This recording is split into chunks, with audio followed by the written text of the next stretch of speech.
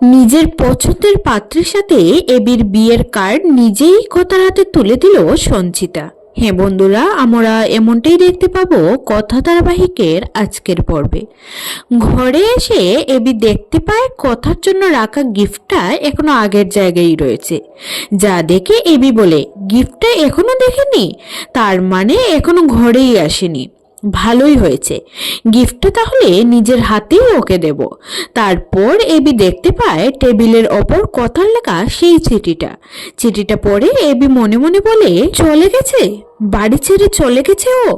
কিচ্ছু না জেনে না বুঝে ধুম করে বাড়ি ছেড়ে চলে গেল। একবার বলে যাওয়ার প্রয়োজন মনে করলো না ও।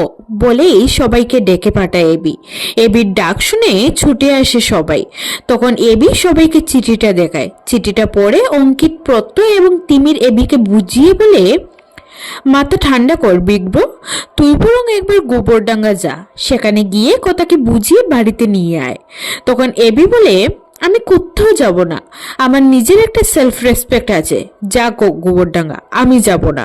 তখন তিমির এবিকে আটকিয়ে বলে, তুই থাকতে পারবি ওকে ছাড়া?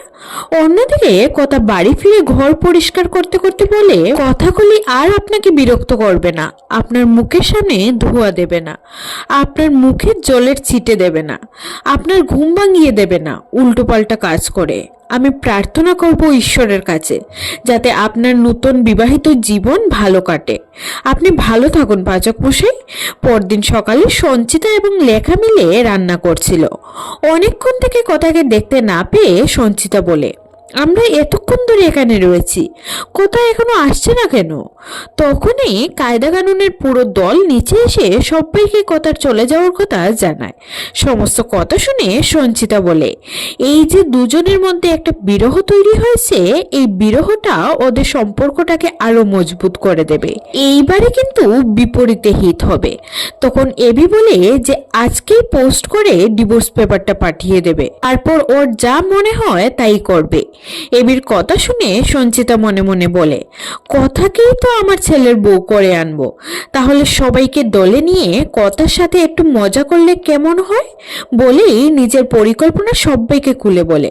সঞ্চিতার কথা শুনে এবি বলে, প্রত্যেকবার গোবর দিবি আমাকে ওর ফাঁদে ফেলে, এবার আমরা ওকে আমাদের ফাঁদে ফেলবো, আর আমাদের এই ফাঁদে পড়ে কথাকে ফিরে আসতেই হবে।